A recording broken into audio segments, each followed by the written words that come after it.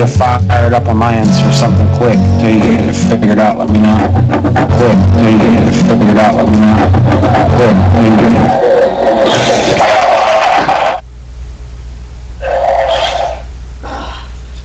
I don't know what that is, but I think you tried to break my eardrums. There we go. We're up now.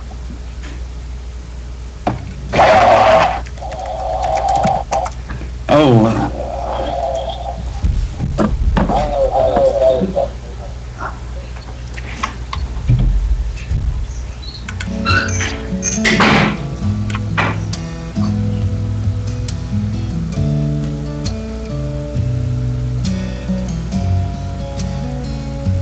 Good evening, folks. Sorry, had a few technical difficulties there.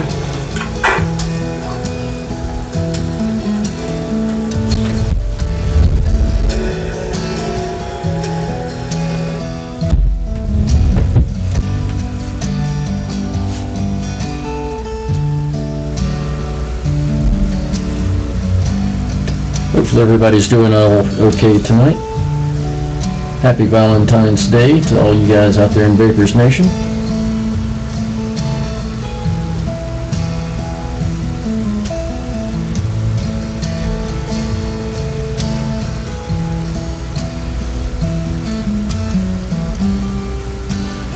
Mr. Zach, how's everything going this evening?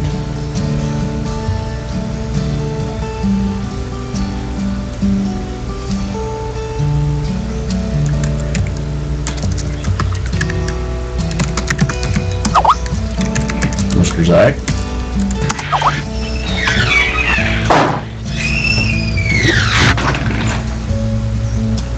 You didn't get her anything, did you? I had what? How's everything going, Zach? Nah. Well, sure Zach can't hear us, but I can hear him. Hopefully everybody out there in Vapors Nation land can hear me.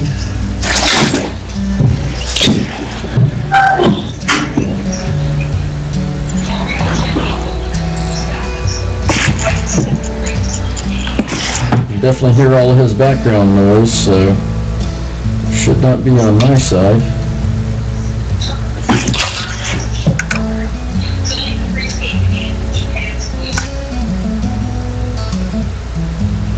But while we're waiting on him to figure out what's going on and hopefully be able to chat with us here a bit, I will go ahead and get started for the evening.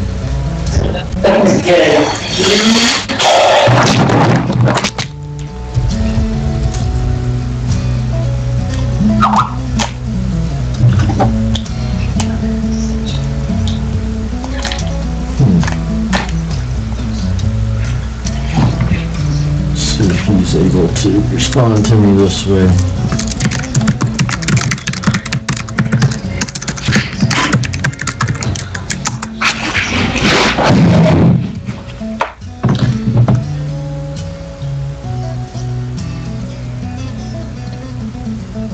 Oh, he may be getting pulled out here. Yep, he's going to drop over to the other room for some lower noise level, so we'll drop down and just concentrate on a few other things for this evening.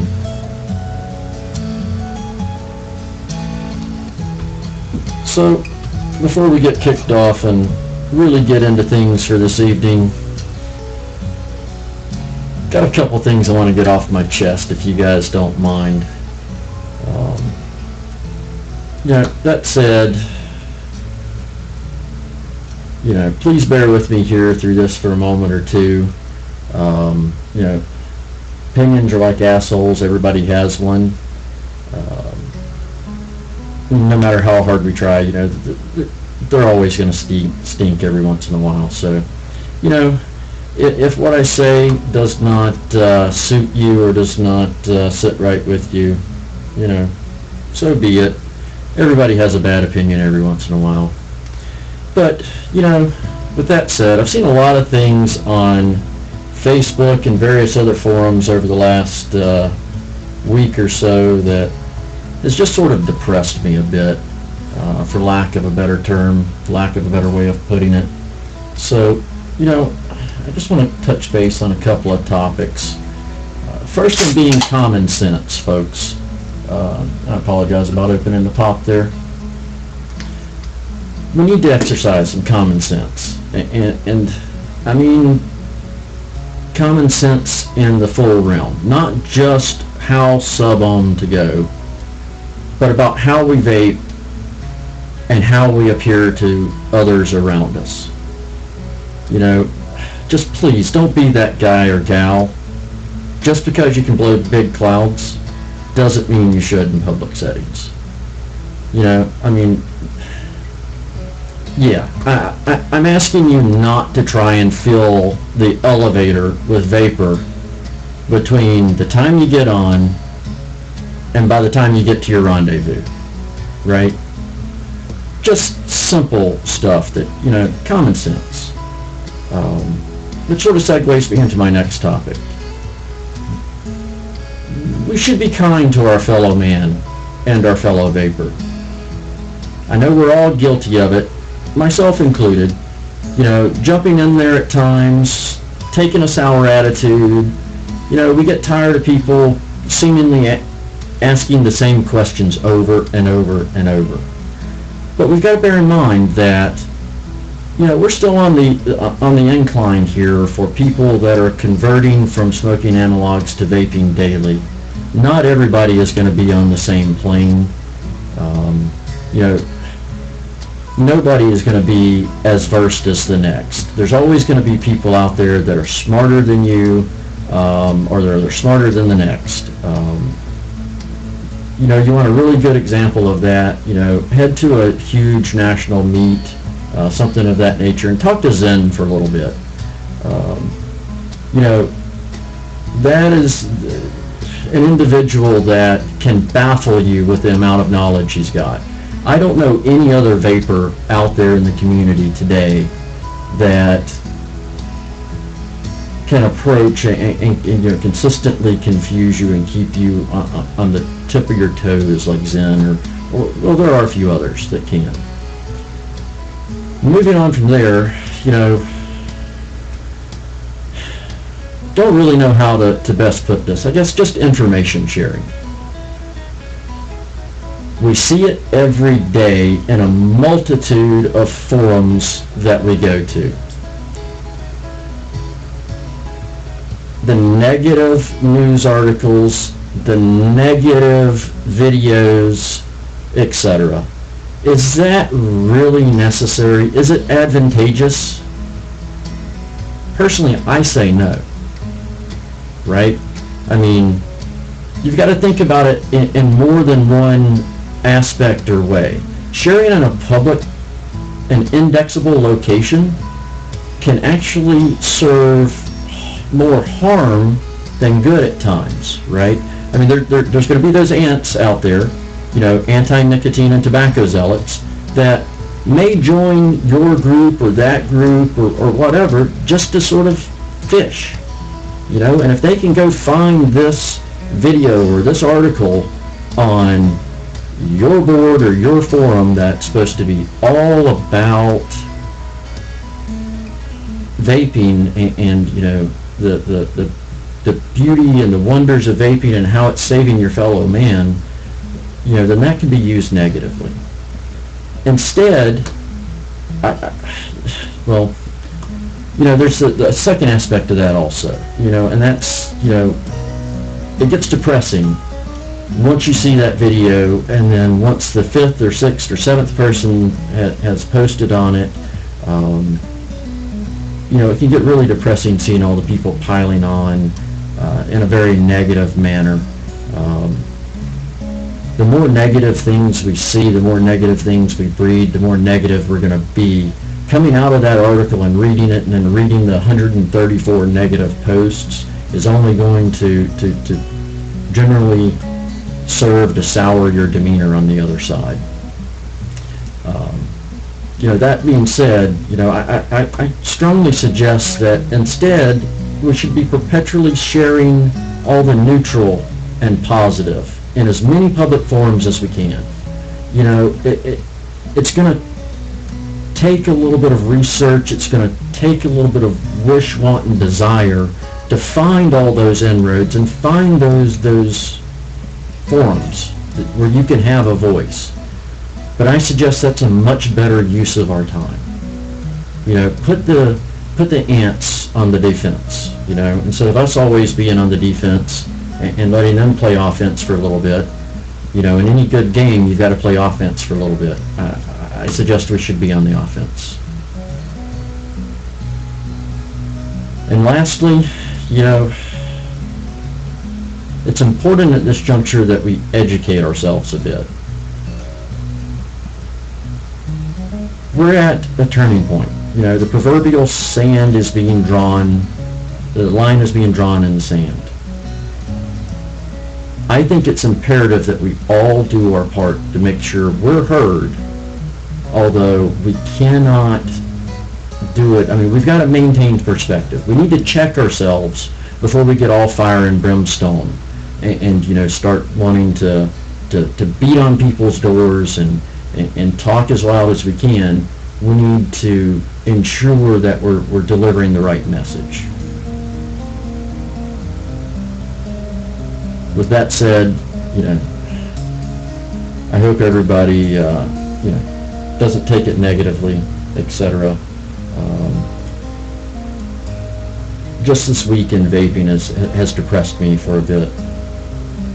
I appreciate you guys letting me get that off my chest, you know, even though you guys were sort of a one-sided audience there. Well, let's see if we can get Mr. Zach back here. I've been sitting here quietly. So what are your thoughts, Zach? How's the weekend vaping been for you, sir? It's been pretty stressful, to be honest with you. With everything that's been going on, you know, we work as a team, and a lot of this stems from, you know, some issues that we've been having locally. So, you know, what's your issues are also becoming my issues also. And I feel it. I hear what you're saying. But we got to remember why we got into doing this and why everybody's here. That's so we don't smoke anymore.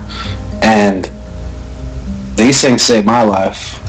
They can save your life. Why don't we help each other in achieving that same common goal without blowing ourselves up from, you know, bad ideas? Absolutely agreed.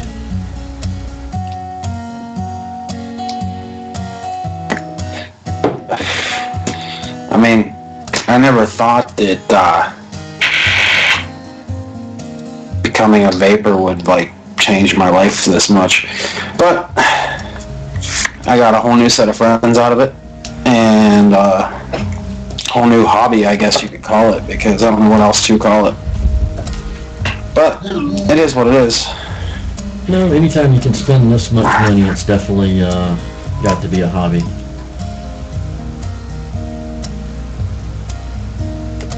Yeah. What are you vaping on tonight, Curtis? I'm actually vaping on a little bit of sweet strawberry. So, as Mr. Phil would like to call it. What are you using to vape on? I'm assuming it's a K-Fun. K-Fun 3.1 on top of a Turtle Ship V1. That's mixed. I am vaping. I have the infamous David tank on Amigo Twist as my common throw in the pocket vape at work. I got the K-Fun 3.1 on the eVic with the J-Wrap. And of course, the Versa V2 for the win, because I've been fangirling over it all week since I was figured out how to finally build it. Nice. With that custom drip tip on there from Bart. Brought to you by Guntown Vape. You can see Anthony, he's in the chat over there if y'all want to say hi to him. One of our future sponsors for Vape Pittsburgh here on Vapors Nation. What's going on, Anthony? How's We're going to be everybody setting else up. in the room doing tonight? We're going to be setting up a live broadcast from his shop here within the next coming weeks here. I'll make sure that I let everybody on Facebook know when we're going to do it. That way everybody can come out and be part of everything. for those of you that don't know, we did, the Steel City Vapors Club did have a meet last Sunday, and it was broadcasted on here. A good portion of it was broadcasted on here. Guntown is in Cannonsburg, Pennsylvania. Thus the name Guntown. And is my favorite vape shop. But we're going to be doing a live broadcast from Guntown in I don't know, here in the near future. We haven't really locked down a date yet, but when we do that, we'll let everybody know. That way, everybody can come check it out. If you're in the area, you come hang out with us. It will be at the same time slot that we're on now. Yeah, if anybody wants to, anybody that's local wants to come out and hang out with us, you're more than welcome. Who knows, we may even con you and pull you behind the camera and put you on the show.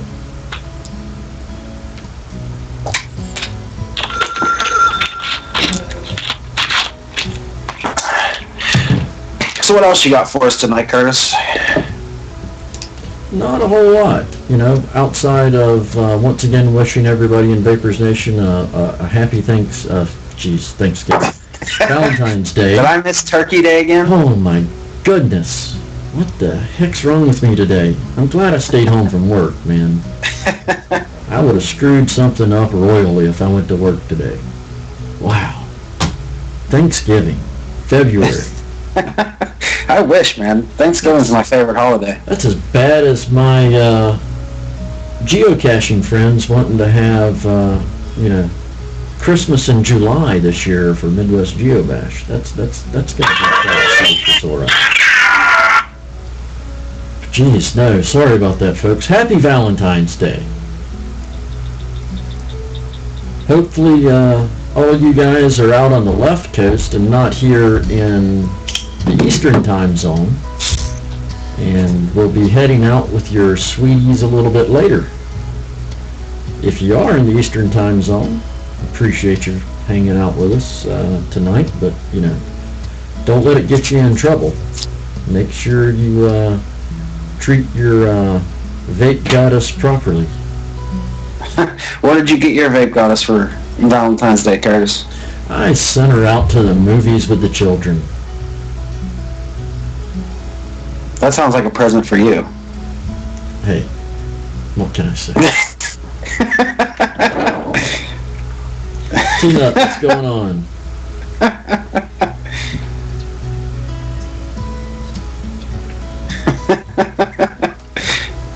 Hey, it worked for me, man. I can't complain.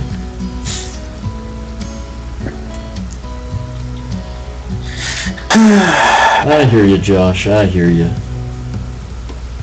How are you doing, sir?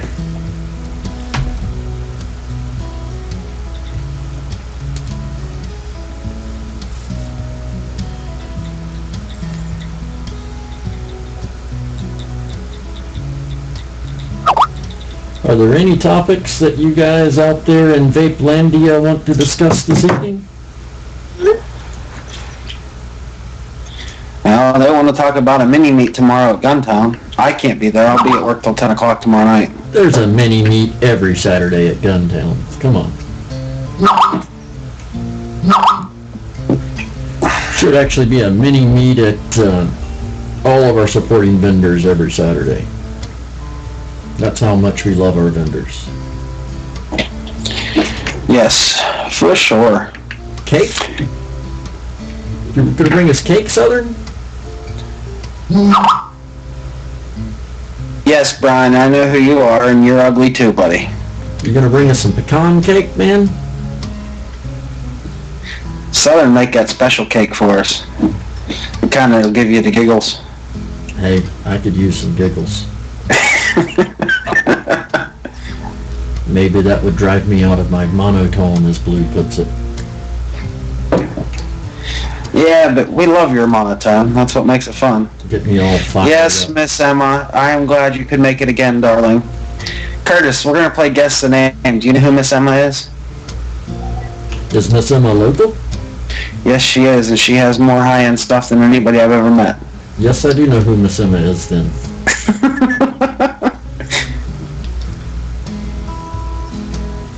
The only person that I know that could have about a $10,000 table anytime she comes to a meet. Yeah, that did give a little too much away, would have to say. Which I do have your 120 mils of Jackass. I did not think to send it back with John or Kyle, so I will be reaching out to you sometime here in the next day or so to get your address and get it shipped down to you. That's because I Jenny tilt like a boss there, James.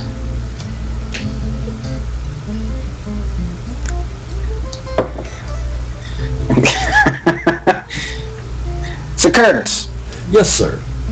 anything new by the way of flavors wise coming on from Vape Pittsburgh?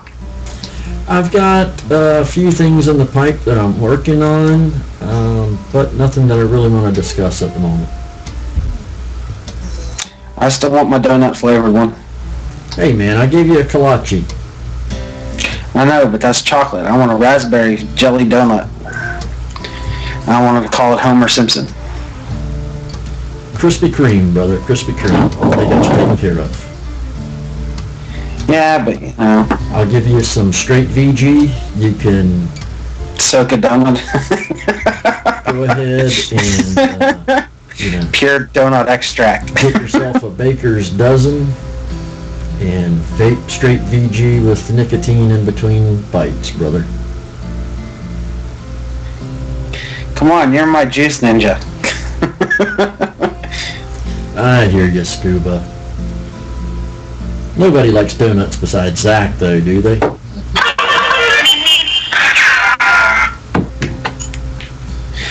Man, I am a popular mother tonight.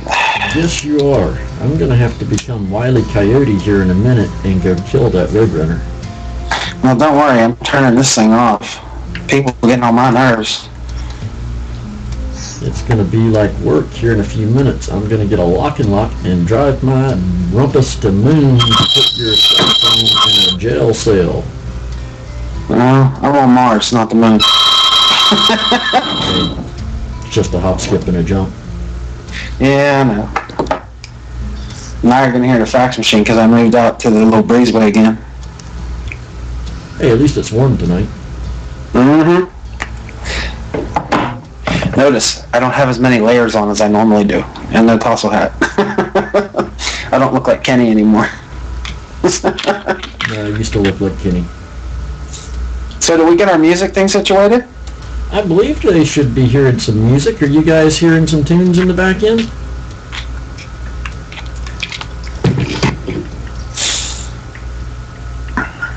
Nope. Oh, wait, yep, they say they are.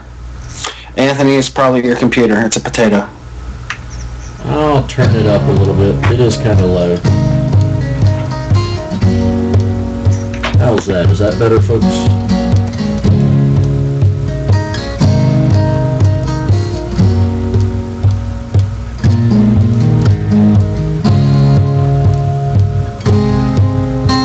It's all brought to you tonight from the Free Music Archive.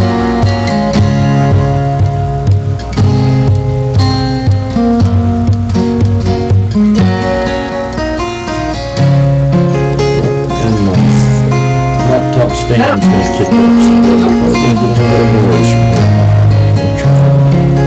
Keep that down.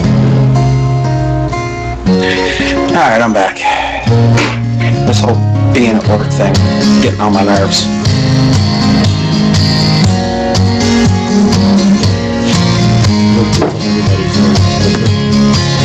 Yeah.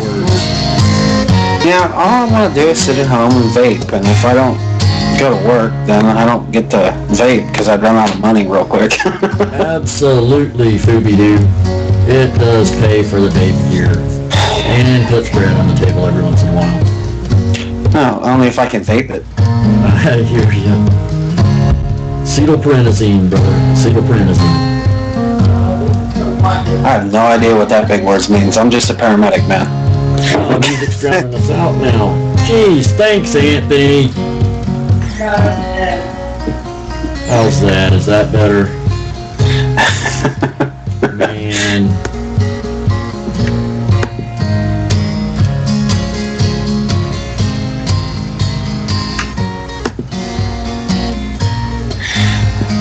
That's good right there, Curtis. Hopefully. Hopefully. Wow. We are up to 35 tonight so far. That's pretty good for us. We're doing pretty good here, buddy. Yeah, for a bum and a guy with a lazy eye.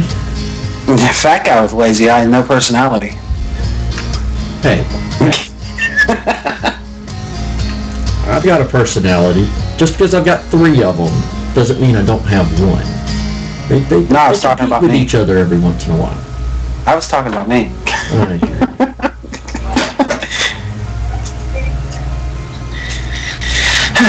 So, what's everybody in the chat vaping on tonight? Looks like I need to get a new battery here soon.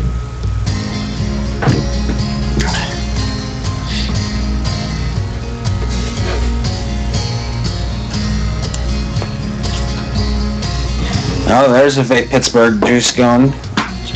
Old cardboard phones rocking chocolate cocoa kolache in the cave phone.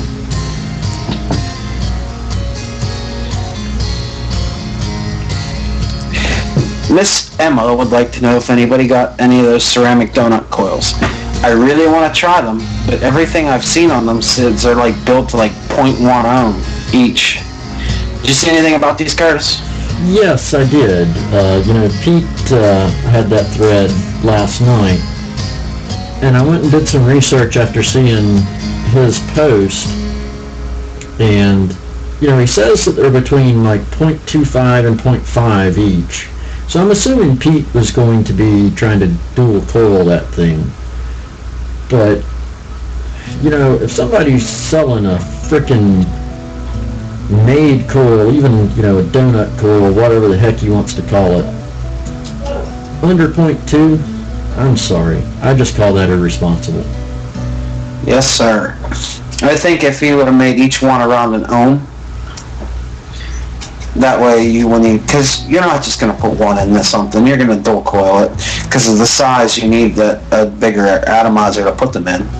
Well, forget even that, man. I mean, think about it. This is something for the general public. How many of you guys out there really care to dig in and know the chemistry and the back end of what's going on with the battery? How many people out there that are converting daily and in 3 months, stepping up to a mech are really spending those 3 months researching about batteries and understanding batteries and, ICRs versus IMRs versus, lipos or lifes or, there's so many different chemistries out there. There's so many different batteries out there that, handing somebody a frickin' donut coil that's anywhere from, anywhere below 0.2, I think is just frickin' insanity, and it's going to lead to trouble. I absolutely agree, hey Mitch. No more bad press. We've had enough of it for, We don't need people blowing themselves up either. Exactly. Hell with the bad press. Look at the other side, because then people like me have to come see you at your house on the worst day ever.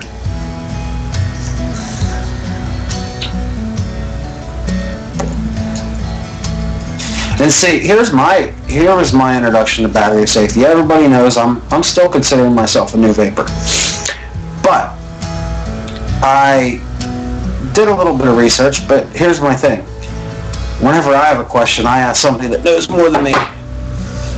When I said I wanted to get into mechanicals, Anthony sold me MMKEs. When I wanted to do rebuildables, I was told he'd buy a mechanical. When I bought a mechanical, I was sold MMKEs. It's the only thing I'll put in my mechanical mods is MMKEs. If I can't find an MMKE to fit, i.e. the Versa 18500 tube, I rock AWIMR. If you use quality batteries and you have a bit of common sense, you usually don't have to worry about blowing yourself up. That's just my 2 cents on it. I'm actually going to drop off here for a moment and put you on prime time here, Zach, and I'm going to swap out my laptop. I think I've got a fan that's going bad and starting to roar like an SOB. So let me get that out of the way. So Alright, people I gotta can step listen off to for it. a second. Work duties, I will be right back. Oh, all right. Well, guys, I am going to drop you off to a standard screen for a minute and kick some music up so that I can swap this computer out. I apologize.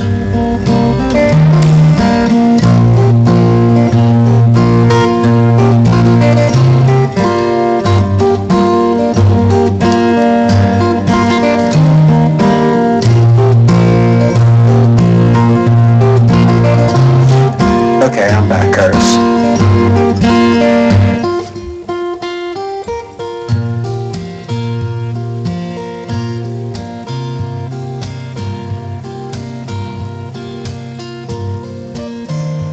Alright, can you guys hear me in the chat over there? Yes, no, maybe?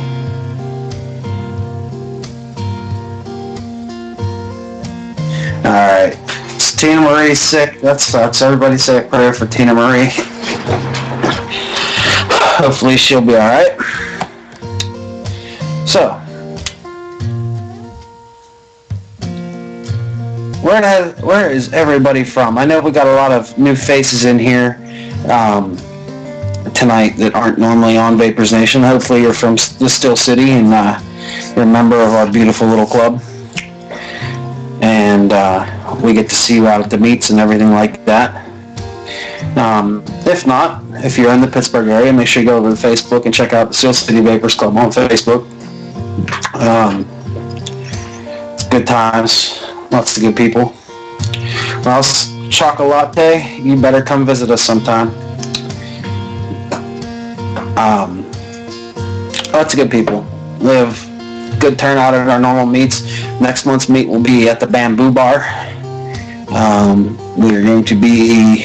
It is going to be on March 23rd at the Bamboo Bar in Cranberry Township, Pennsylvania, right off the old turnpike. So if you guys are able to come visit us, it's going to be a good time. Worth the drive to anybody that has to drive a little bit for it.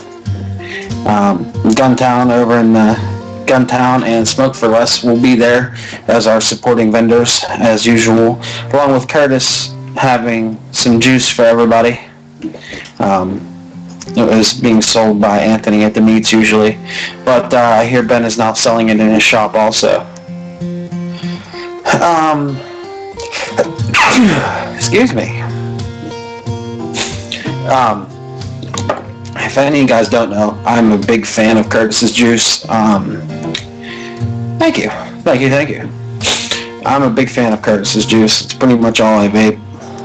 When I run out, it is a bad day. But, you know, it is what it is. He gave me 4 30ml bottles on Sunday and I'm almost out, so it tells you how much I like how much I like it anyway. I don't see any boogers on my cam, Fubi. None on my mustache either. We're doing okay.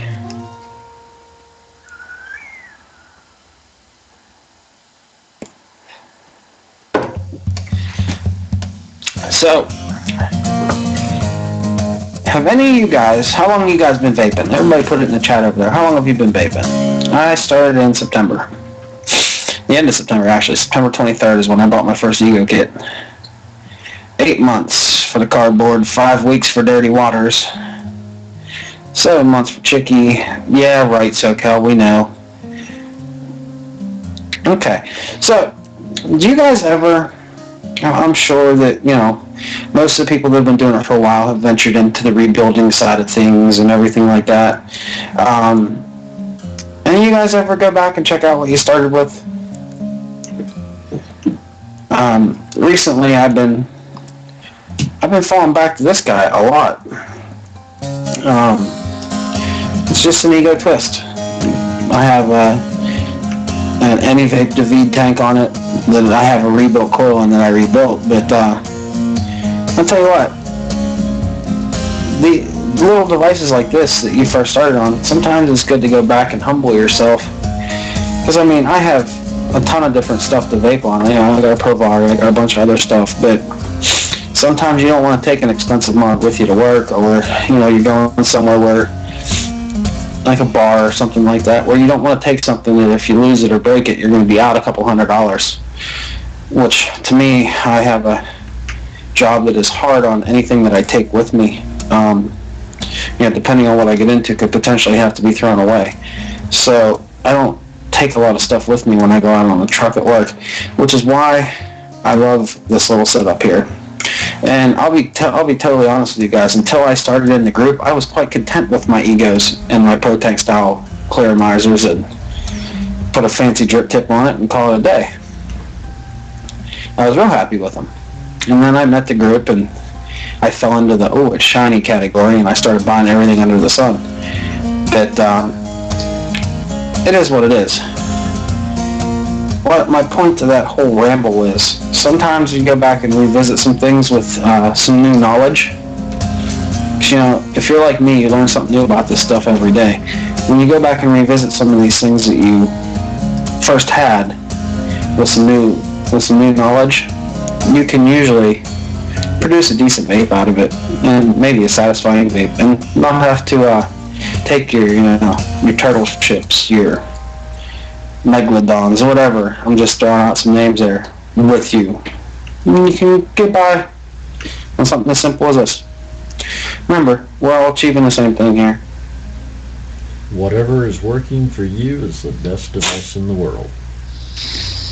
Mm-hmm. Probably heard that said from many, many people, and not a truer saying could be uttered. Although I have to say that I pretty much take a turtle ship and a K-Fun with me any and everywhere I go. That's because you have like 10 of each. Be fair, I've only got 5 turtle ships. But you have a king now, so. Mm-hmm. Absolutely, Lisa. It is so very true. And if there's anybody that could echo that, that would be Lisa. We're going to have to get Lisa on here one night with us. Because we call her the fairy mod mother. Keep trying to figure out how we're going to weasel our ways into her will.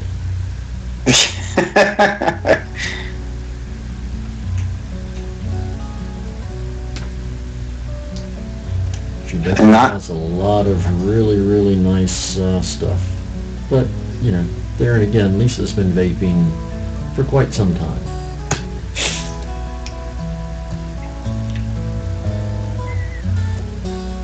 I hear you.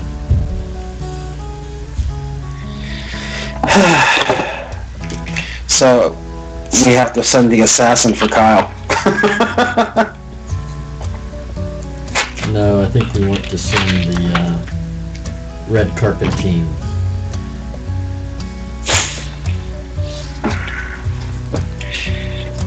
I don't know. The assassin sounds fun though. It's like a movie. Too many external implications. Okay, can somebody please tell me why, no matter what juice I put in this thing, no matter how I build it, why this thing tastes like a campfire every time I take a hit from it?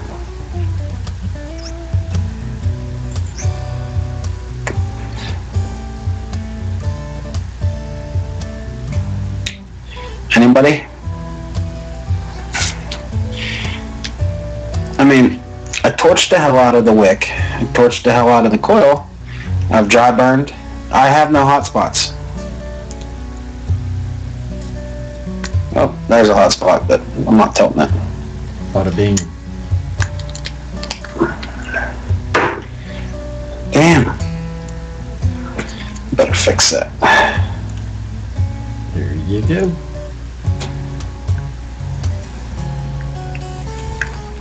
That was it. 29, asshole.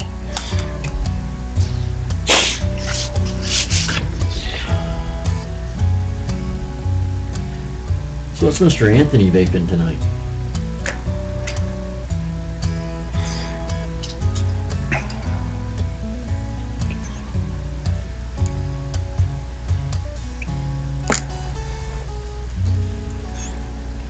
Scuba, I know you don't know me very well yet.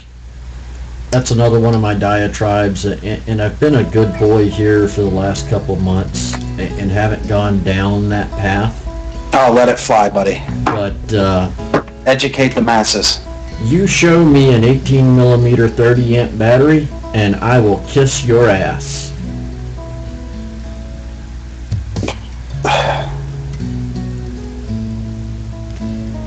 For those of you that don't know what I mean by that, amperage is a standard SI unit. Amperage implies time. Therefore, there is no 18 millimeter battery out there that can store 30 amps of power. It's one of the biggest things that gets under my skin is going to every vendor site and seeing MNKE 20 amp, MNKE 30 amp, Sony VTR, blah, blah, blah, blah, blah. They aren't 20 amp, they aren't 30 amp. They may be able to sustain a 20 or 30 amp load, but those batteries are an amp and a half to 2.5 amps.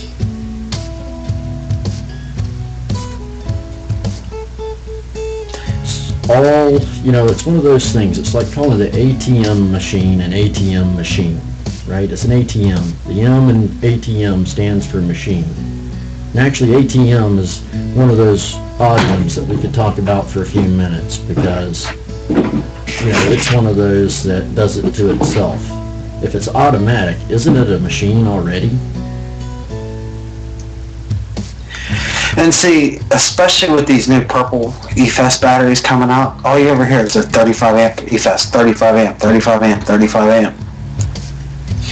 And I don't understand it, but I know with talking to you that they are not 35 amp. Aaron, I would suggest an MNKE. An MNKE can take the load. It's not going to deliver 30 amps of power, though. It may be able to... So ultimately what you're talking about there is how quickly you can drain that battery, right? So think about it in the sense of a water hose versus the hose coming off of a fire truck.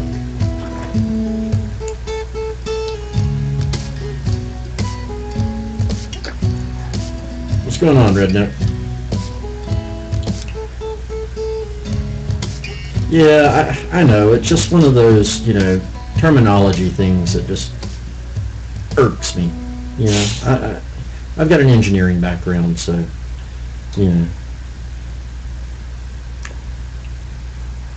Some people it's hearing, common mispronunciations or leaving to be out of a sentence. That's something really bad here in Pittsburgh. People will say, this needs done versus this needs to be done. Oh, what about going to red up the room? Yeah. Or going downtown? Yeah. So that's different, right? I mean, the standard, dialect is different than completely leaving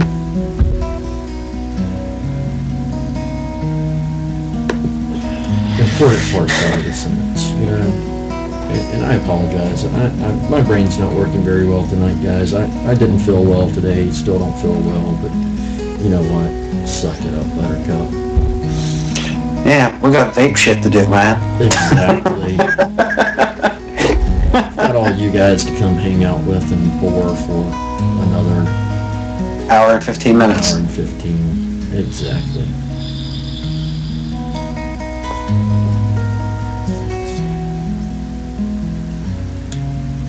And holy crap, we're up to 93 viewers, Curtis. 93 viewers. Man, what are you feeding these people? What are you paying them? How are you affording to pay them? I don't know, man. I don't know. All the mods you pick up weekly. I mean, I'm surprised you're not, drawing WIC or something yet. Oh, well, I'm looking into subsidized housing. I hear you, buddy.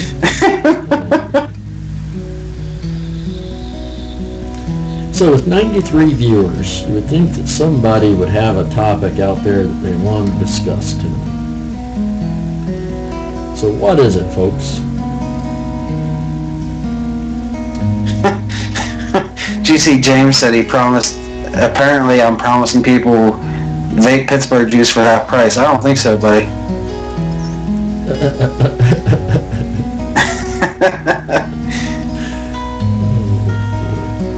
I hear you, sugar. I hear you. He's gonna give away the store on everybody, huh? Yeah. For egg and cheese bagel or something. Wasn't that what it was for? Breakfast burrito. Oh. Elephant, man. Elephant. I remember all. We won't even talk about a rope, since I don't have one anymore. Shane the Vapor says, how can we get the government on our side with e-cigs? Well, Shane the Vapor, that's the magic question.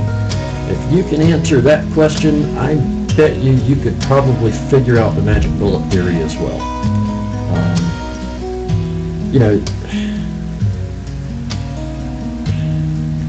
Not trying to be an asshole or be arrogant, but seriously, that is the million-dollar question. We've got so many people that call themselves scientists, that call themselves public health advocates, that take public money as a salary, that have for a job whose title, is something to do with public health. Propaganda. And I think, personally, and this is Curtis's opinion, for those of you that weren't here at the beginning of the show and didn't get to read the disclaimer, we'll put it back on later for you. But my pure opinion is that all these public health officials, these departments, politicians, etc., have gotten so used to the money that they have been able to rake in for years and years on the billet of tobacco control. We're doing this for our children. We have got to save the children. And if you back up and you actually look, I believe it was somewhere around 1963, 1964 that the Surgeon General actually came out and publicly stated that tobacco, cigarettes, cigars, and other types of combustible tobacco cause cancer, bronchitis, and a few other things. From that point till now, we have dumped money on a public front basically to proselytize tobacco cessation. We've dumped millions and millions into this, and from then till now, we're only talking about maybe a 10 million smoker deficit worldwide.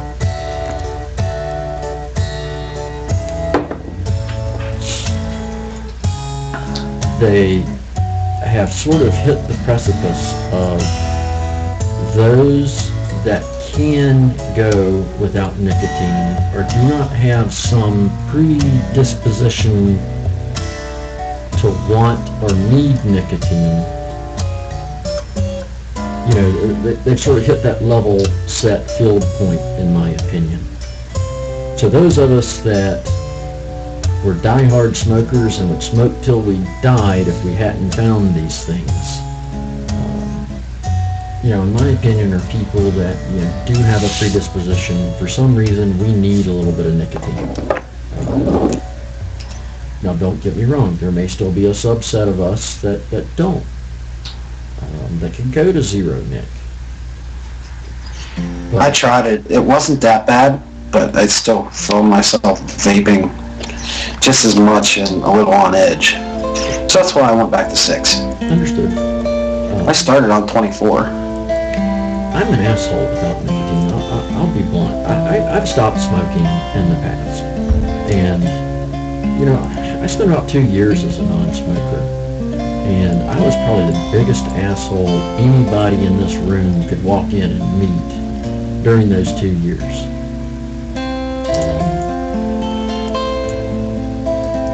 You know, but that all said, if you actually go back and you look at it, you know, I think it's all a money game.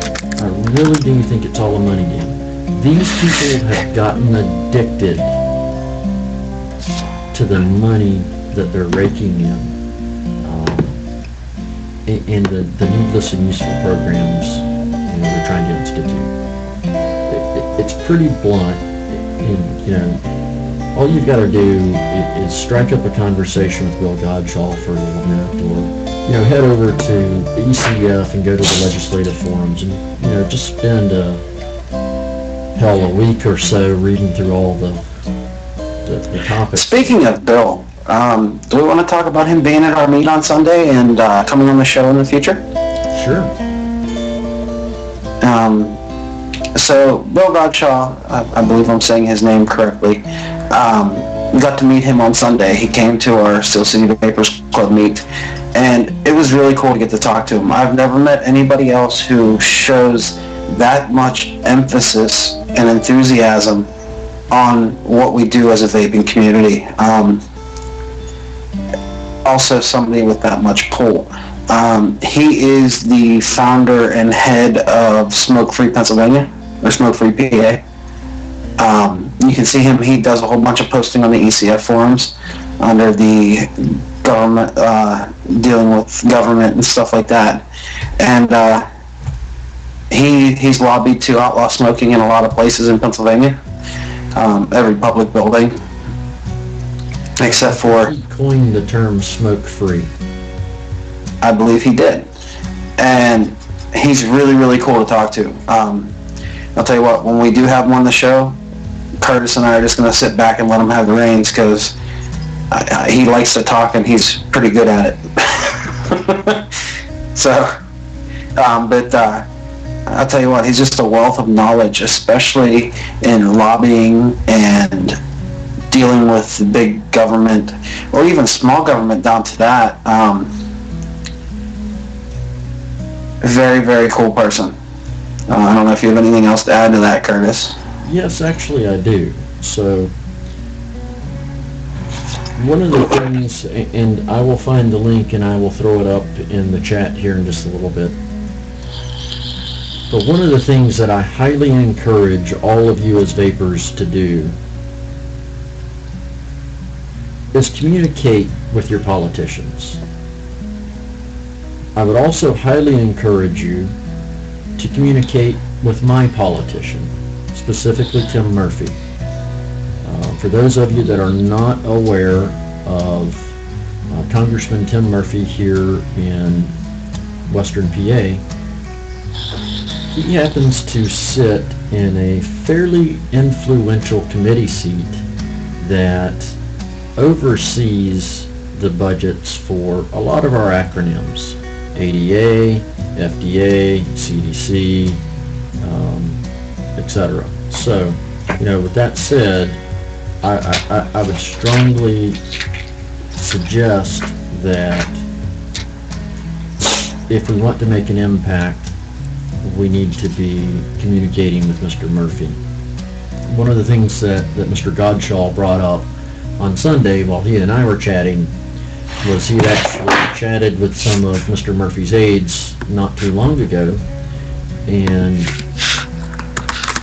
one of their comments to them is, well, why are we not hearing it from the constituents? That said, you know, looking across the board at a lot of things that have changed, a lot of things that have happened in the last 2 weeks, you know, take a look at Oregon. Oregon had, you know, a few things up, and there were a couple of CASA calls to action. A lot of vapors came out and supported, but they also heard from a lot of non-Oregon citizens. You know, so making your voice heard is not a bad thing, even if it's in another state. you have to bear in mind that there are so many different committees, there are so many different arms of government, that if you concentrate only on the politicians within your state, There's the clock. yeah, that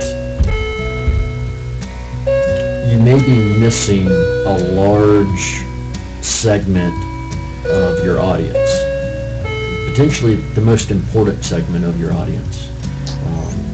So don't be afraid to go do a little bit of research. And like I said, I'll post some of the links here in a little bit. There's a couple things at the top of the legislative forum on ECF, and I would strongly recommend that everybody head over there and just take a look at the sticky topics there. Understand how to communicate with your congressmen, with your senators, both at the state and federal level.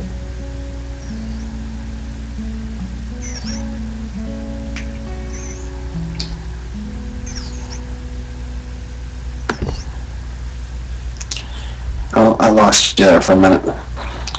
My internet's potato. Potatoes.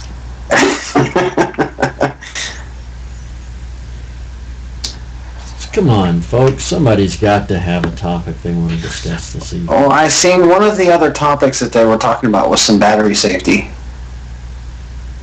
Battery safety. Battery safety. Oh, Fubi had a comment there. No, he's not against government.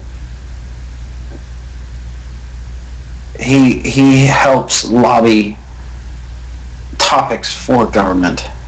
So Fubi, one of the things you have to remember is smoke-free meaning combusting, right? So Bill is a THR advocate. He is against combusting tobacco. And, he was pretty fervent on ensuring and getting the Clean Indoor Air Act passed. He was pretty fervent on ensuring that there were bans of tobacco sales to those under the age of 18. In several other aspects, right? He was one of the first to lead the charge on the workplace smoking bans back in the early to mid 80s.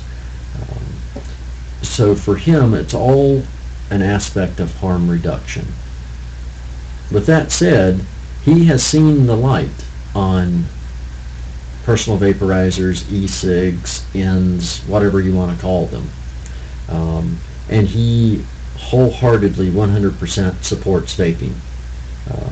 And in my first conversation with the gentleman, I probably spent about 4.5 hours on the phone with him, with only maybe about 10 to 15 minutes of me talking, the rest of the time listening.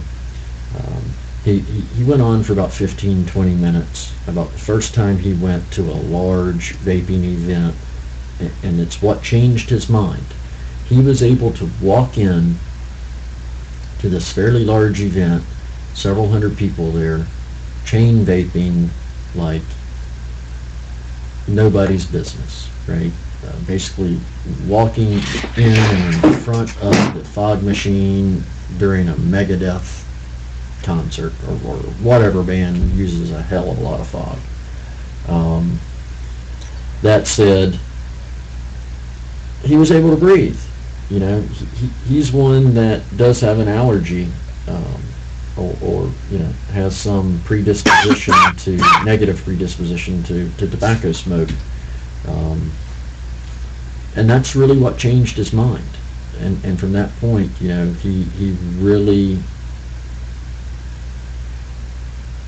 I guess, did his research, was able to read between the lines on several things, and that's what was his sort of turning point and the reason he started supporting these things.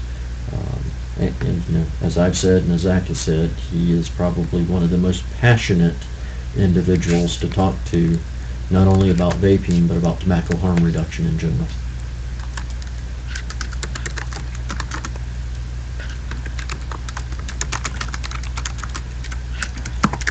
lot of it is the tax base, right? But you have to back up and look.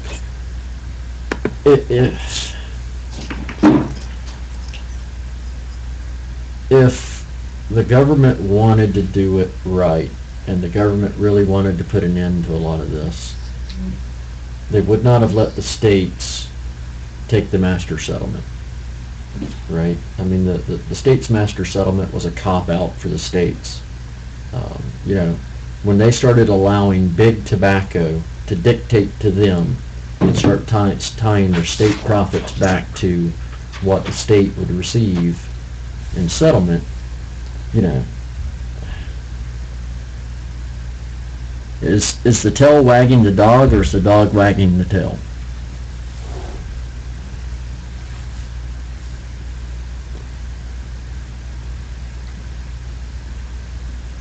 Yes, Well, you should be able to find me on Facebook. Curtis, Curtis. that's something else I wanted to discuss with you this week. Was I think I'm going to make us a Facebook page for our show. We can talk about that offline. Yes, sir. So we'll have that link for you guys in the near future. One of the other chatters was wanting to know a little more about battery safety, Curtis.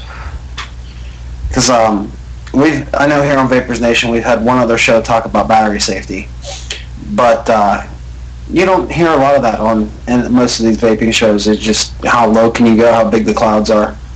And I don't know anybody that knows more information about batteries than you do, so...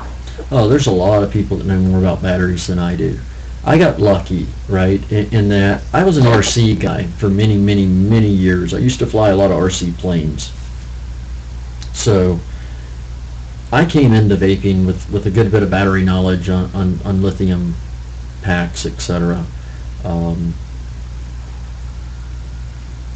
First and foremost, anytime you're dealing with a lithium battery, you're dealing with a lot of potential.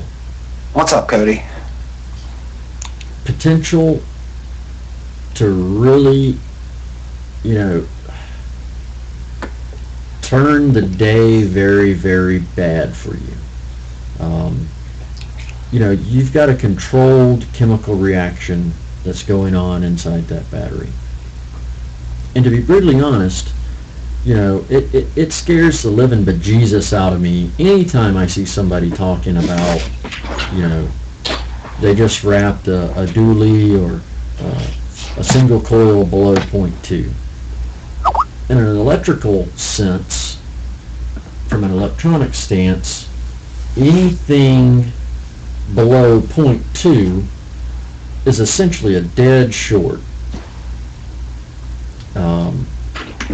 So that can cause some very bad things to happen inside that cell. Mainly that you're going to end up vaporizing your manganese or your screen, right? These batteries don't blow up generally. What happens when they vent? Thermal runoff. Yes, you have thermal runaway with them. It's like a nuclear reactor, right? When you've inserted the fuel rods in too deep for too long, you basically have that runaway chain reaction. Same thing happens with the battery. Once you get it to the point where you've got that internal core temperature hot enough, it just can't stabilize itself. It's run away. It's out of control at that point. So it's going to end up, basically vaporizing the screen inside the battery. And when you have a mod that doesn't have a vent hole, that's when you end up with explosions, right? Because basically what's happening is, anytime you heat something up, or you start heating and you vaporize that screen, etc., you're basically compressing that gas inside the tube. So what happens is the weakest part lets go on you. But honestly, the big thing that I'll tell you on battery safety, don't go out there and try and rip apart some Milwaukee drill packs to get yourself some 18350s. Don't go out there and rip apart some, Laptop batteries. laptop batteries that you scavenged out of the recycled box on the exit at Best Buy to get yourself some 18650s. You have to bear in mind that those batteries are in generally a multi-cell parallel and series circuit. So that's how they're getting not only the amperage but the voltage, right? So not only are they connecting them, in parallel, but they're also then connecting a series, a set of batteries in series, so that they get the increase in voltage. Right? It's just like a golf cart. If you guys are familiar with 6-volt deep cycle batteries in a golf cart, whatnot.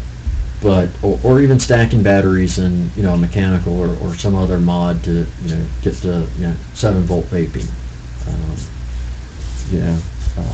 Which is, again, don't do with crappy batteries. Same difference, right? But don't do that, right? I mean, that's a different chemistry battery, and those circuits have protection built into them, right? So they have extra electronic components there to try and make sure that entire cell is safe. A lot of these will even have temperature probes in them in various spots to validate the temperature of the cell, that it's not too hot, etc. And we'll shunt the circuit and completely shut it off. They're a different chemistry battery, right? You've probably seen and heard about many laptop battery fires. Dell was really bad for it there for a couple of years. But those are cobalt batteries. They're ICRs. So they've got, very high milliamps, but they cannot take the load. Which, speaking on ICR batteries, so I got this eVic a few weeks ago, and I took the stock battery out of it that came with it today, because I was going to charge it on my night cord and telecharger, just because I didn't feel like digging out the cable to plug this thing in. First time I've had it out of the thing. And believe it or not, do you know what they stuck in there? A Samsung ICR 18650. And there's another path to go down. With a regulated mod, an ICR probably is not as bad, because you should have some protection there. Although, It's one of those things, do you really want to trust it? Exactly. Is it worth it to be able to go get a 20 bajillion milliamp hour ICR battery instead of carrying 2 or 3, MNKEs or Orbtronics or, Sonys?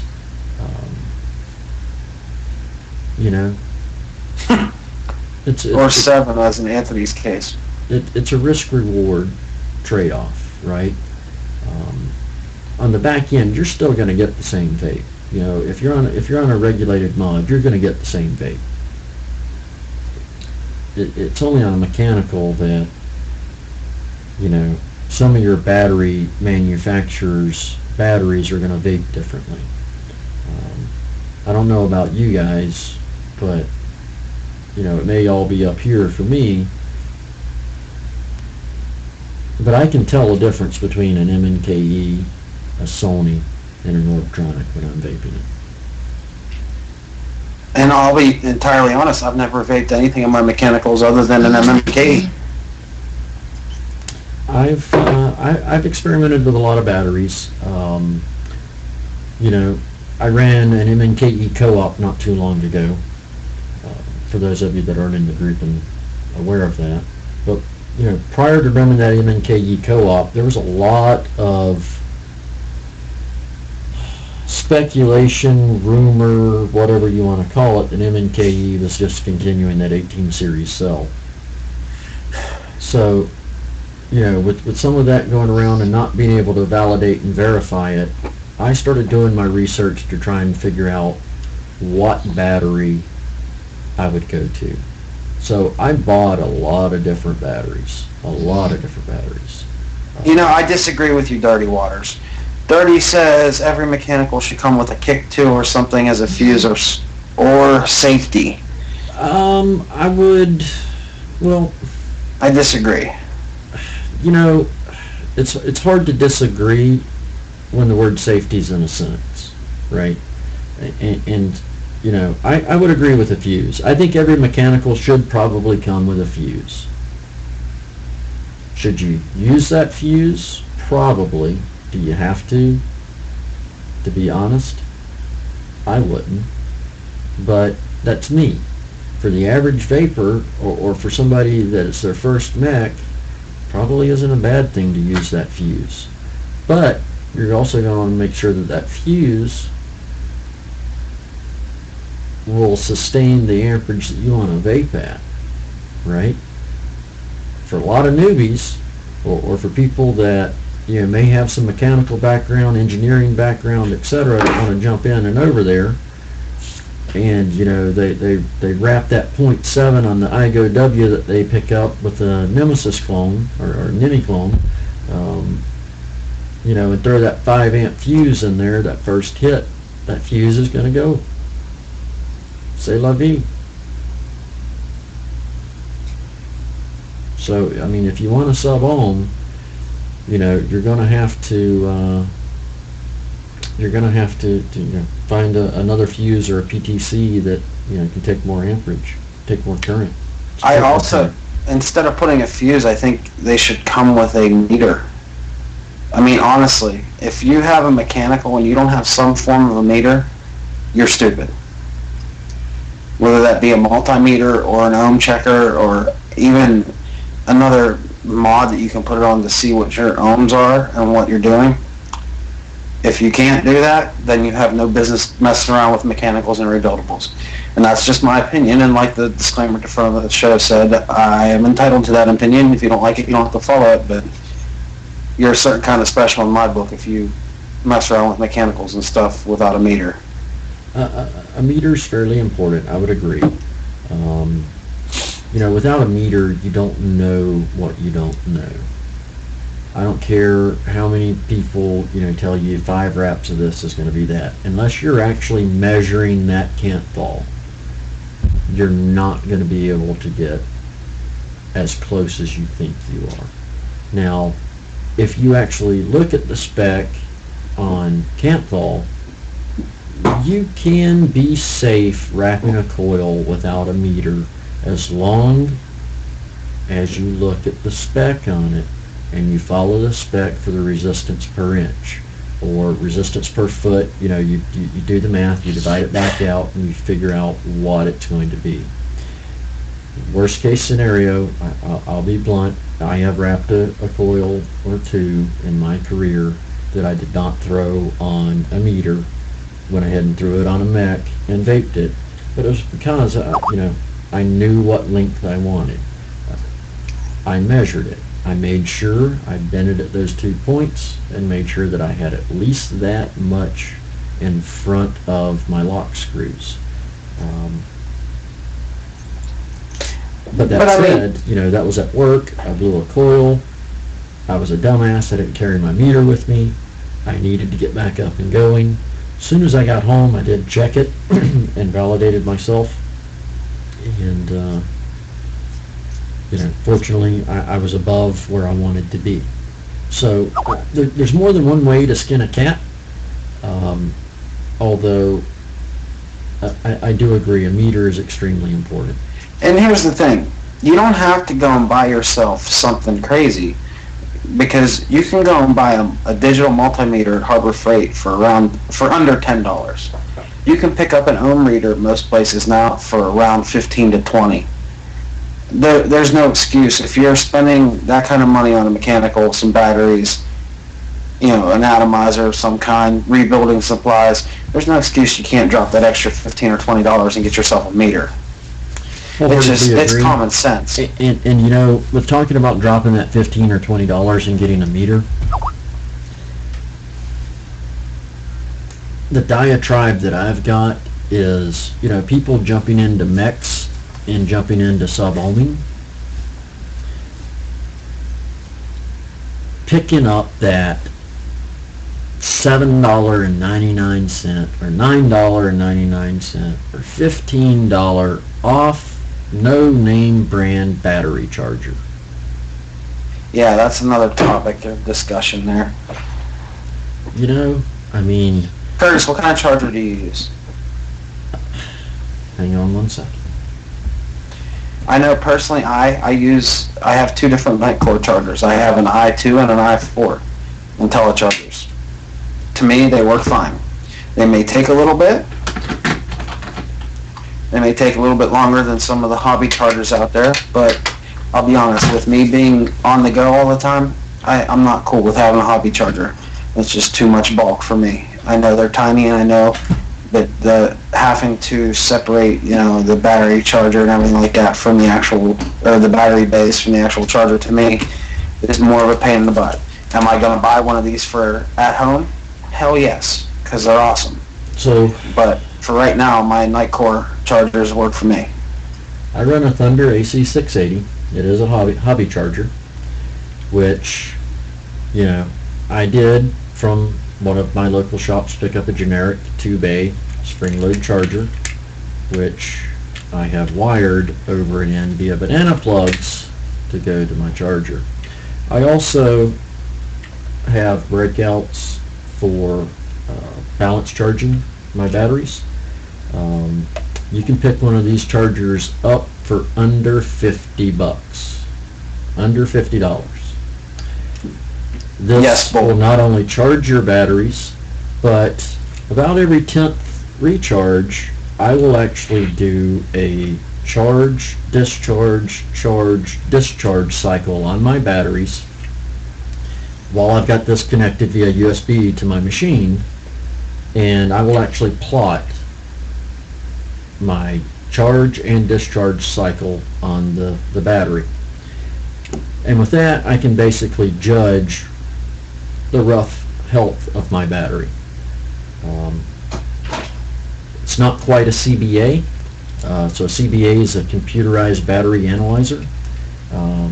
For those of you that don't know how we determine what type of a load a battery can take, etc., it's by using a CBA. Basically, a CBA allows you to programmatically validate the load, increase the load to the cell, measuring the cell's internal resistance, the cell's voltage, power output, etc. You know, so if you really truly thought, you know, you got a bad or a bunk clone battery, etc., find somebody with a CBA. West Mountain Radio sells them. They can check it for you, right? CBA, a good CBA is about $159. And here's another thing. Bull was saying that he has a cheap charger and it gets very hot when he's charging.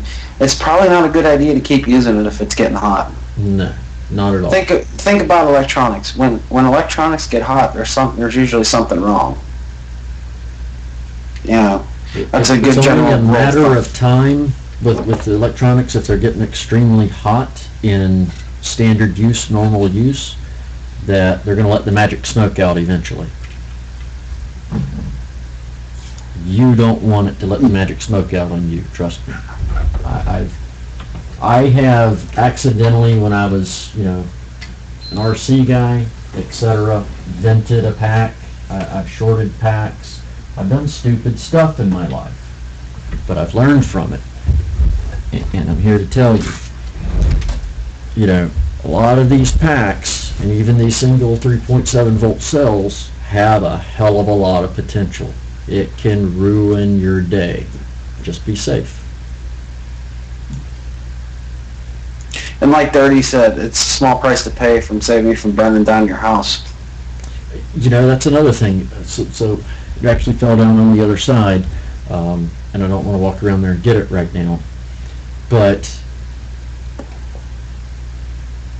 I would strongly recommend spending another $20 and getting yourself a lipo charge bag, right? One of these Kevlar impregnated bags that if you do happen to vent a battery while it's charging, you're not going to burn your table, you're not going to burn your floor, you're not going to burn your hand running over trying to get it, going, ah! And throwing it outside, right? I did that. It's Not still while going to get charging. hot, right? But it's not going to burn your house down. You won't get a second or third degree burn on yourself, and I think that's probably a wise $20 spent. Call me crazy, call me paranoid, call me a safety freak. I'll take them all. Yes, Tina, all the shows are all recorded for future viewing. I'll be pulling this one off, and we'll probably be uploading it to the Facebook page or through YouTube or something or other. I will get with Kentucky Josh after that. But It will be called a lipo charge bag. You know what? Let me just pick up my lovely keyboard, do a search or two here for you, and see what I can figure out and find for you. There are a couple of places that should have them. I believe Mad Vapes has them in stock, if I remember correctly. They very likely do. But and these are just common sense things. Like, we've all gotten that starter kit. We've all gotten that, with the cheap, crappy charger in there. And one of the best things I ever did was buy my Nicore. I bought the i2 first, and then I got the i4 for Christmas. And I carry both of them with me, and it's very common to have both of them out on the table.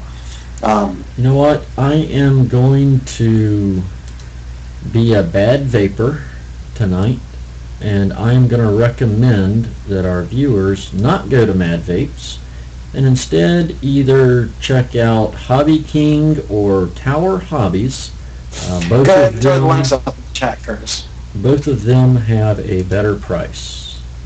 Well, Save you guys a buck or two. and that's part of the thing.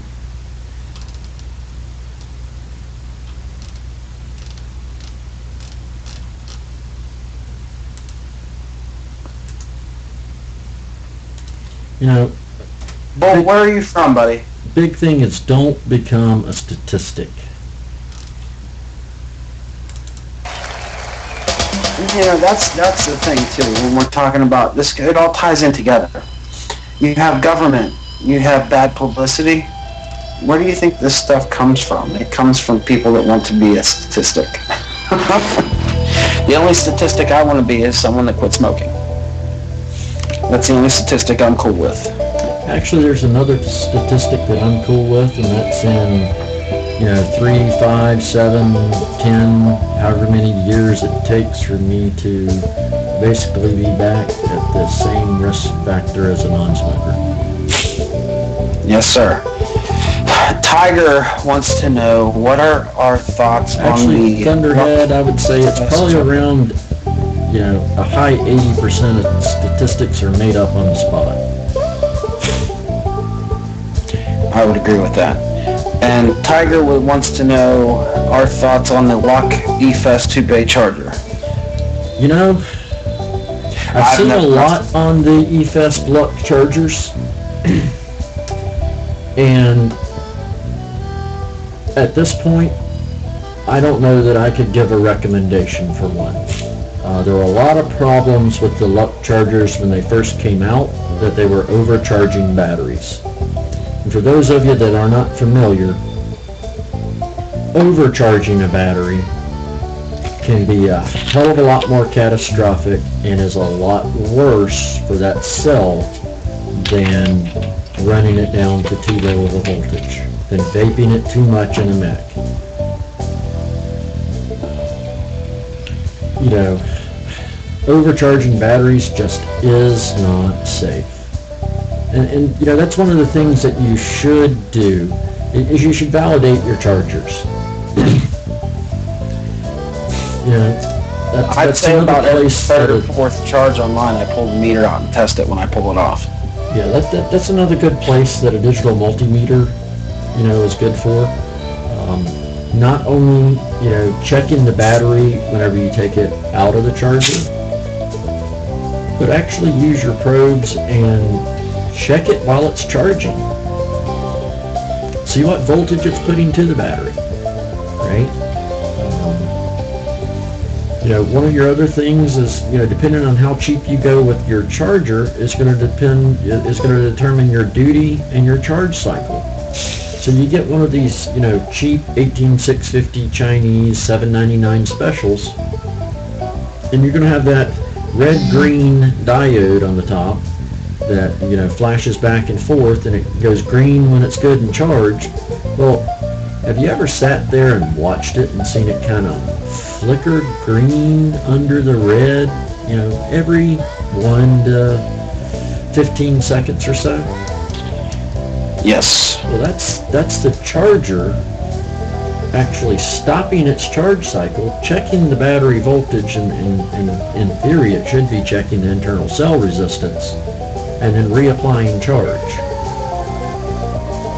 So, you know, you get one of those cheap chargers that's only putting out, you know, half an amp to 750 milliamps, and it's going to, you know, wind up taking you half a day, maybe more, to charge a, you know, a good solid 18650. Did I ever tell you, Curtis, did I ever tell you the story of why I bought my first Nicore charger? Nope. Okay.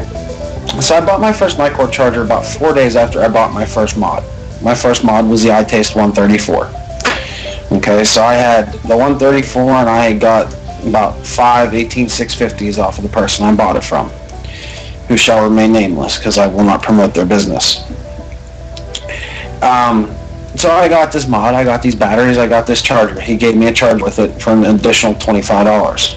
I didn't know any better. I was still new. So I get home, I charge it, I charge all the batteries up, and I go to work, and, you know, I'm showing off my fancy new toy to Cassie, who was here last week on our show. She's actually the one that got me into vaping. At the time I was smoking and using the blue cigarettes, and they just weren't doing it the whole way for me. And she had this Ego kit with a CE4, and I was like, this is amazing. So I went and I got the Ego kit, and then I bought the 134, and I came in to work, and she was playing with the 134, and we were taking turns vaping on it, and we blew through an 18650, and I tossed her the battery and said, hey, can you throw this on a charger for me? And she put the battery in backwards and in the charger, in one of those cheap Chinese spring-loaded chargers, and melted the charger, melted a power strip, you know, just a cheap power strip from Harbor Freight, and almost had to, I could have got in trouble at work for destroying company property over this.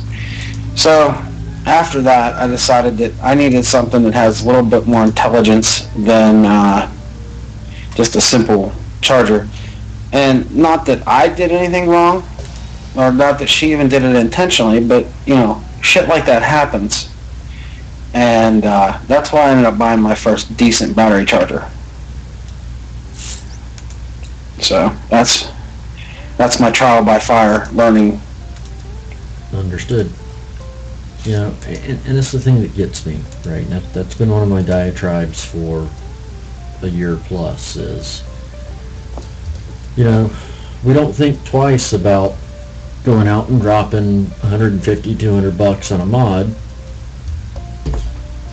or, you know, if you're not a Harley rider, so to speak, and you're riding clones, Hondas and Kawasaki's, you know, even that $50, $60 on the clone, but yet we'll nickel and dime the shop owners to death over the cheapest charger.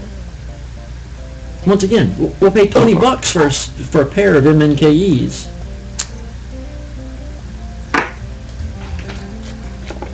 but $8 for a charger. You want battery safety? I think that's number one.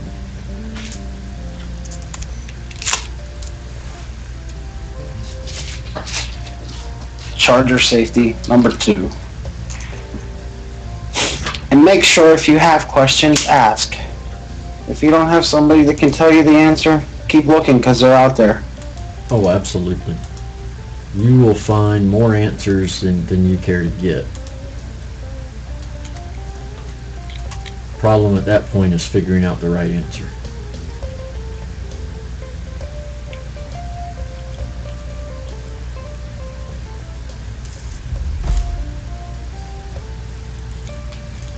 There we go.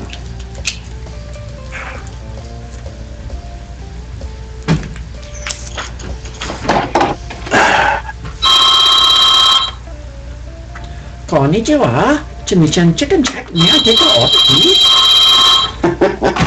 Thank you for calling Shitty Chicken. Thank you for calling Shitty Dog. Special on Shitty Chicken. Special this week? Dozen fried chicken neck. I apologize, folks. Yeah, we're assholes. It's been a hard day, and you're dealing with Perka Curtis this evening. For those of you that don't know me well, which is probably the majority of you, I unfortunately have 3 herniated discs in my neck that they keep yelling at me that I need to have discectomies and fusion. Well,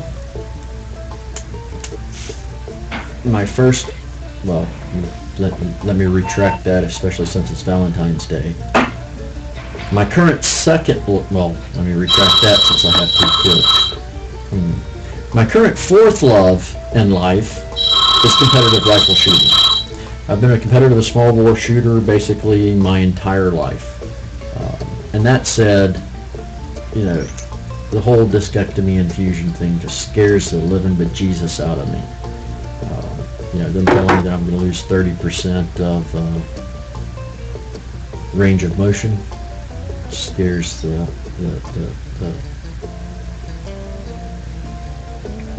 out of you.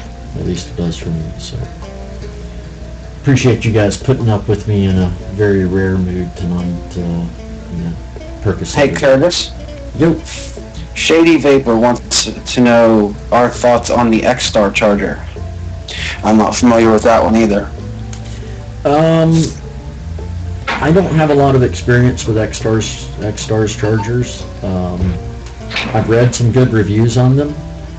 Honestly, if you want some good information on chargers, head over to the Candle Power flashlight forums and or Battery University. I will throw both of those links in the chat as well.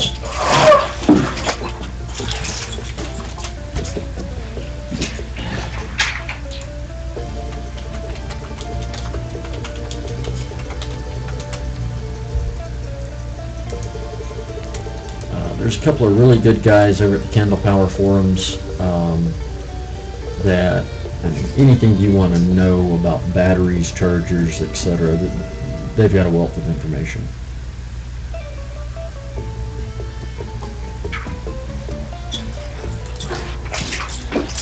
Hey, Curtis, I will be right back, okay? Sure thing, brother.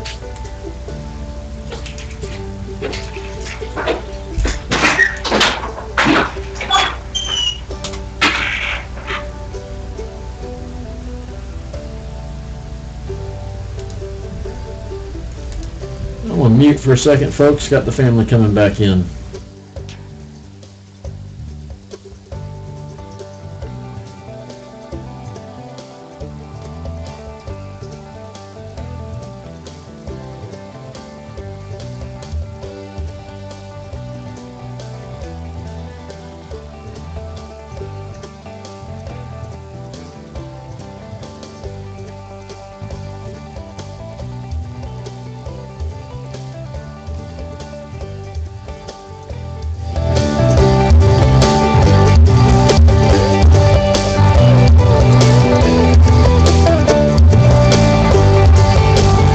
anybody name that band?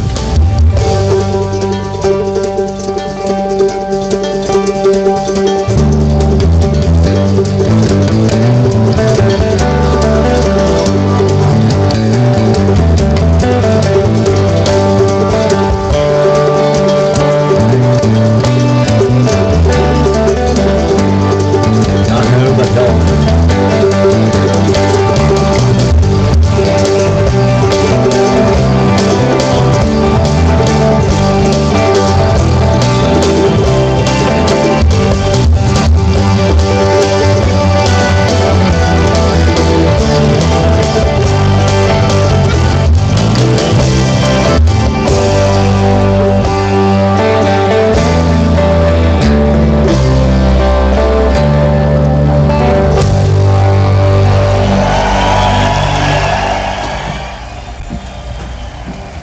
Bela Fleck and the Flecktones.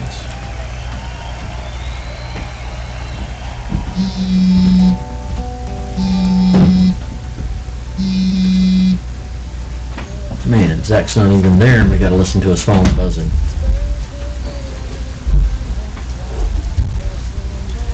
So those last two links that I threw up there are very, very good resources for battery information, both Kendall Power Forums and Battery University.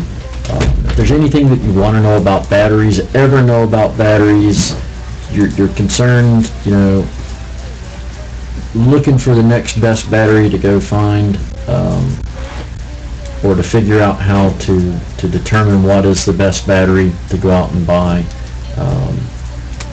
Battery University. You'll learn more there than you would ever want to. It will make your head hurt right, left, backwards, forwards, fore and aft. But outside of that, it's pretty much all I had as topics for this week. Hopefully somebody else will throw us out another topic or two, and we'll see where we can go from there.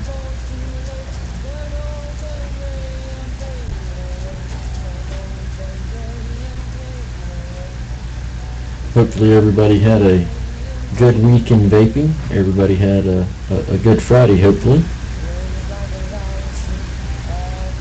Remember to thank your sweetie and wish them a happy Valentine's Day. My favorite mod? I think I can answer that for you with a picture.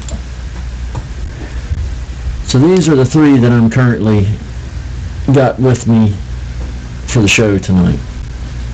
So if you can't tell what that is a brass Turtle Ship V2 with an iGo T,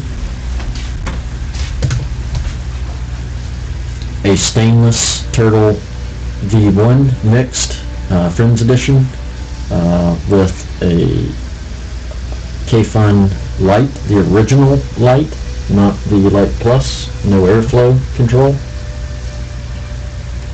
And then another mixed version 1 with a 3.1 that I don't remember. No, this one wasn't the one that I mixed with Anthony. It was my brass that I mixed with Anthony.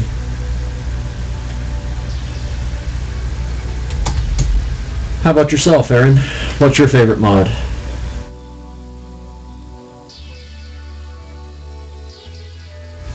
Oh, it looks like we got Zach back. Let's bring him back on. Yeah, I've been here. This whole work thing getting in the way. Orange drip tip, that's a Pyrex drip tip that I picked up at VC3 actually.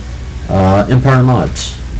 I like the color and I really thought I would love the drip tip, but unfortunately outside of my drippers this is my only K-Fun that I can use it on.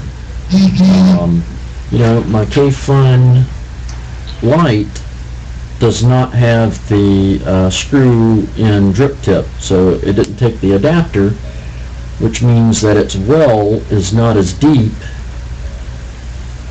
as the well on the 3.1. And well, the drip tip, because they're all hand-blown glass, isn't flush on the bottom, isn't parallel to the top, and you got one end that sticks down. So,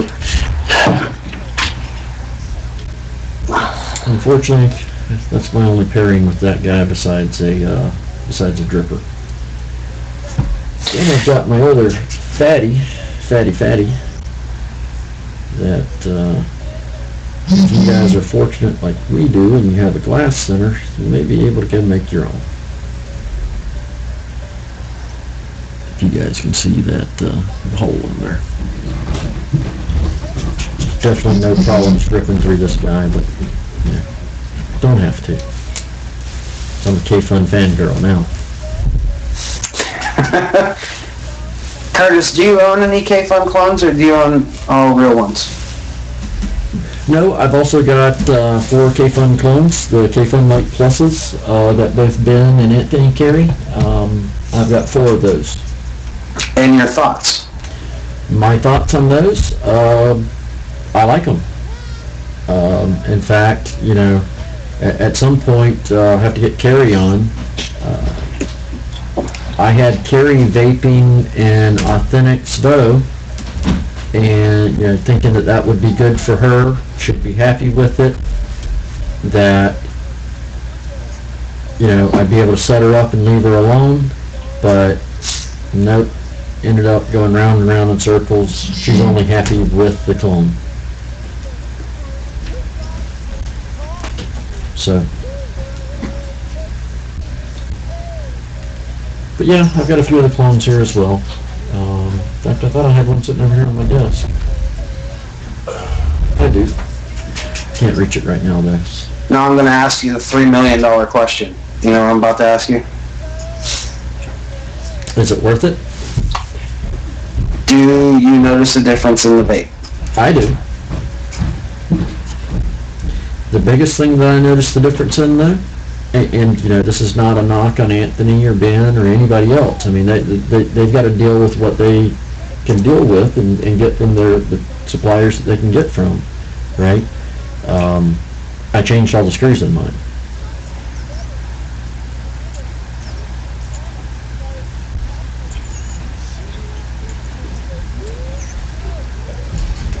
The only threaded part in that atomizer that is, the original is the center pin. Outside of that, all my other screws I changed out. I ordered screws from Vape Ref. Fortunately, they fit everything. Right, and that's my biggest concern and worry with picking up any of these clone atomizers, etc. Is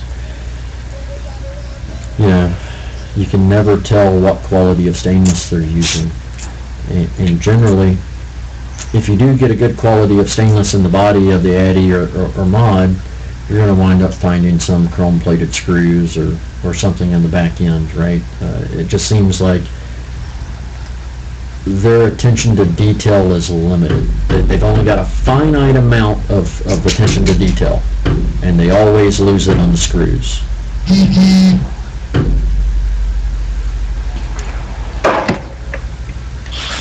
Well, my favorite dripper, honestly, I must have vaped a Nimbus for, 6+ months. It was the only thing I would vape. I wouldn't touch an AGA, I wouldn't touch anything else. All I would vape was the Nimbus. So, I've got to give the Nimbus, some high marks. Patriot's not a bad dripper either. Patriot Clone's also another good dripper. Quite honestly, the Patriot's really just an oversized Nimbus. You got more deck space. If you're looking to just pick up a dripper to get into dripping, try it out, see if you're going to like it or not, pick up one of the IGOs. Pick up an IGO T or an IGO W. You can't go wrong with it. Yeah, it was my first dripper. And now I have 4 IGO W's and an IGO W3 with the 5 posts in it, and a bunch of other stuff. I have a whole box in my kit full of different drippers. I hear you. I'm going to turn it over to you for a minute. Zach, give me just a second. Okay. And another nice thing too, if you want to try getting into as far as rebuilding, and even if you're still on like an Ego Twist or something like that, you know, there's options for you, like the Octopus or the Squid or even the Scar.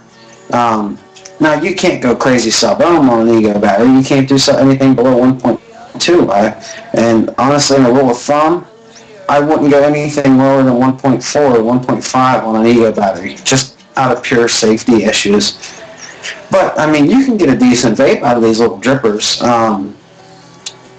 If you're looking for clouds, you can drill a big old hole in the side of it and still get a decent vape out of it around one on an Ego Twist. I know Anthony and I have had this discussion, and he's actually switched all of his testers in his shop over to the little Squid RDAs from Smoke Tech.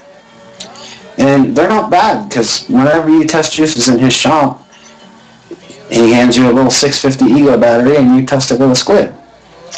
And they make a decent vape. I actually own 4 of each one of them, the Squids and the Octopus that I've acquired over the last couple of weeks. And they don't look half bad, and you can use them on pretty much any device. Is another solid little thing to try if you'd like to step into that game. Maybe you're on a Pro Tank or even an EVOD or something and you want to try the whole rebuildable side of things. So, I've got an IGO W there on my Enzo V3, which I think may be the only mod that I have currently that's not a turtle ship. Well, good. You can sell that one to me and it'll be gone. Yeah, geez. I'm down to only turtle ships and one Enzo V3. Did you hear me? Yes, I did. I was ignoring you. And then I've got the IGO T, which is titanium, and believe me, it is titanium. You will be able to tell a massive difference in the weight between the base of it and the base of the W, although they are the same diameter, so you can use caps off of either one on the other.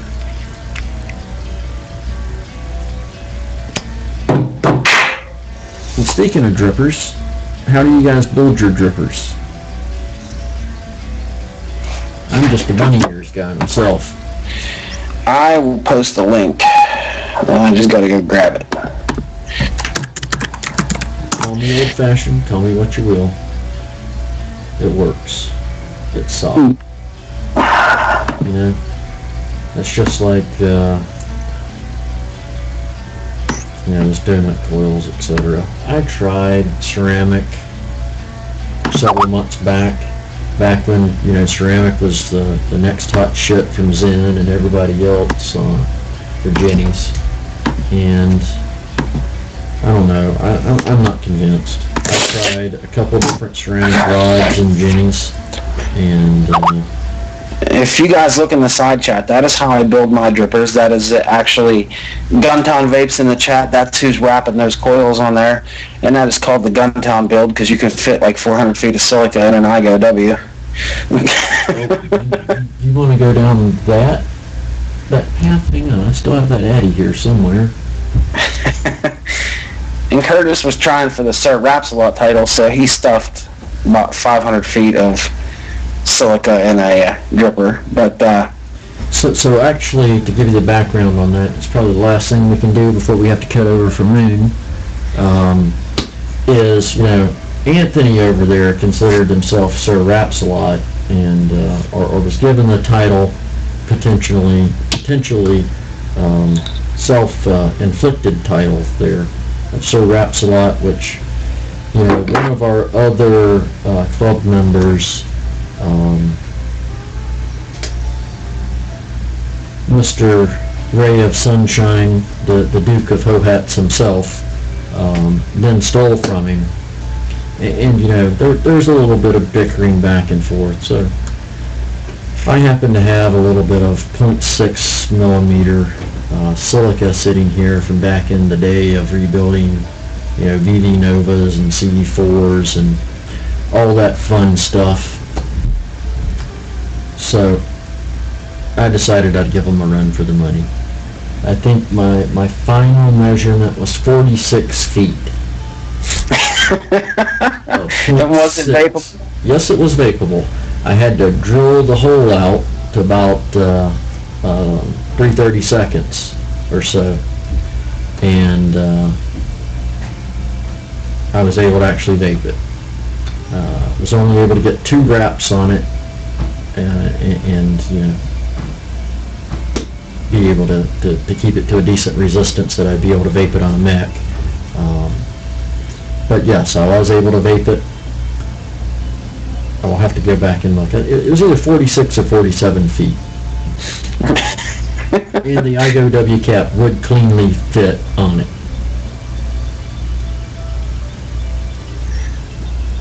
Welcome to the show, Blue. You caught the last 9 minutes of it, babe. Hey, Blue. How's it going?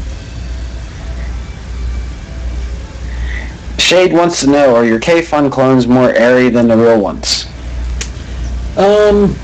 No, I don't necessarily think it's more airy. It whistles more. I think a lot of the airiness is due to how you wick it, too. I would tend to agree. So I actually build my K-Fun different than a lot of people do, right? So, I see everybody building the K-Funs and in the group, and I see a bunch of videos showing, have your leads on the opposite side of your wick and all that fun stuff. I don't build my K-Funs that way. I wish I had a K-Fun empty. I would show you. Is that the same way you did it on the video? Yeah, more than likely. All right, I'll put a link up to the video.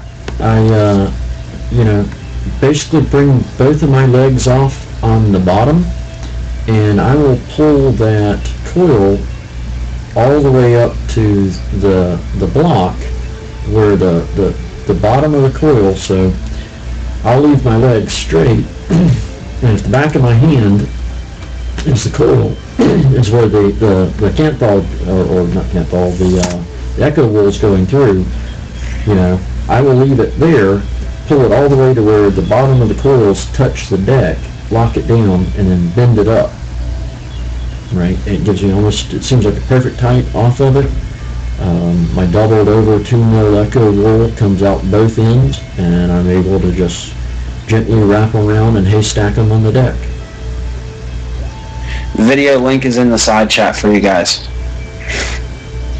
And while you're over there, go ahead and hit subscribe. That is for any member of our group that would like to throw a video up, they are welcome to do that on that channel.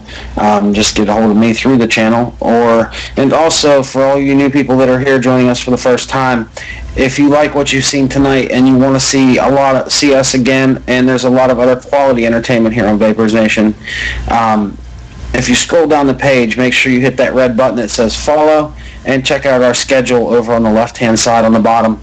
And as always, we are looking for hosts on Vapors Nation. If you would like to do what Curtis and I are doing here, and would like a chance to try out as a host on Vapors Nation, go ahead and get a hold of us either on Facebook, or on here for that matter in the IM side of things, and I will put you in contact with the people that you need to talk to, so you could potentially have your own show. We're always up for getting some more people, to come on here and, as I like to call it, preach the good word. Absolutely. And you're welcome for posting the YouTube videos, Duro. Like I said, if you have any comments, questions, concerns, leave them in the comment sections, and we'll get back to you as best we can. And with that said, ladies and gentlemen, we're coming up to 5 minutes before the hour, so we're going to go ahead and close our show out here, go over to some music. We'll be responding to you guys over in the chat until we trade off with our next host. Definitely appreciate everybody, spending a little time with us tonight. on Valentine's Day. Definitely wish everybody out in Vapors Nation a very happy Valentine's Day. Please be my vapor, and we will see you next Friday. And make sure you guys stick around and see Dragon. She usually has some good giveaways, nice juices going on. And we'll see you guys next week.